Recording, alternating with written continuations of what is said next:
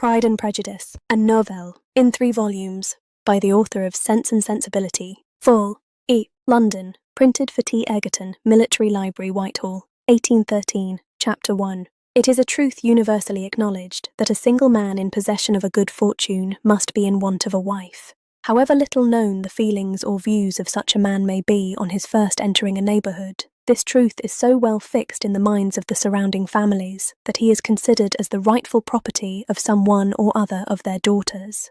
"My dear Mr. Bennet," said his lady to him one day, "have you heard that Netherfield Park is let at last?"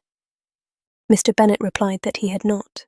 "But it is," returned she, "for Mrs. Long has just been here, and she told me all about it." Mr. Bennet made no answer. "Do not you want to know who has taken it?" cried his wife impatiently.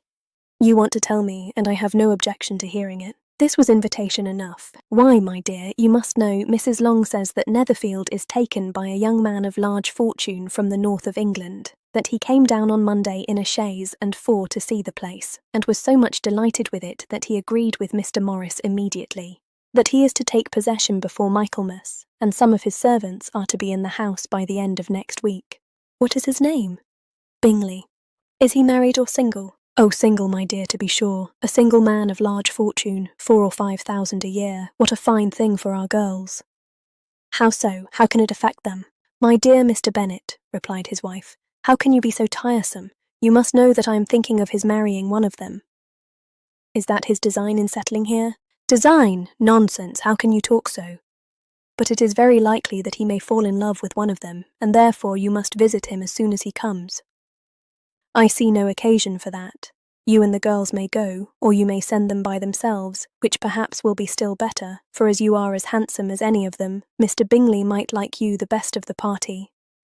"My dear, you flatter me. I certainly have had my share of beauty, but I do not pretend to be anything extraordinary now. When a woman has 5 grown-up daughters, she ought to give over thinking of her own beauty. In such cases, a woman has not often much beauty to think of. But, my dear, you must indeed go and see Mr. Bingley when he comes into the neighbourhood. It is more than I engage for, I assure you, but consider your daughters. Only think what an establishment it would be for one of them. Sir William and Lady Lucas are determined to go, merely on that account, for in general you know they visit no newcomers. Indeed, you must go, for it will be impossible for us to visit him if you do not. You are over-scrupulous, surely. I dare say Mr. Bingley will be very glad to see you, and I will send a few lines by you to assure him of my hearty consent to his marrying whichever he chooses of the girls, though I must throw in a good word for my little Lizzie. I desire you will do no such thing. Lizzie is not a bit better than the others, and I am sure she is not half so handsome as Jane, nor half so good-humoured as Lydia. But you are always giving her the preference." "They have none of them much to recommend them," replied he. "They are all silly and ignorant like other girls, but Lizzie has something more of quickness than her sisters." "Mr. Bennet, how can you abuse your own children in such a way? You take delight in vexing me. You have no compassion on my poor nerves." "You mistake me, my dear. I have a high respect for your nerves. They are my old friends. I have heard you mention them with consideration these 20 years at least. Ah, you do not know what I suffer. But I hope you will get over it, and live to see many young men of 4,000 a year come into the neighbourhood.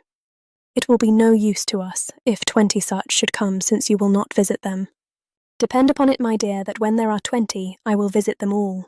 Mr. Bennet was so odd a mixture of quick parts, sarcastic humour, reserve and caprice, that the experience of 23 years had been insufficient to make his wife understand his character. Her mind was less difficult to develop. She was a woman of mean understanding, little information, and uncertain temper. When she was discontented, she fancied herself nervous. The business of her life was to get her daughters married. Its solace was visiting and news.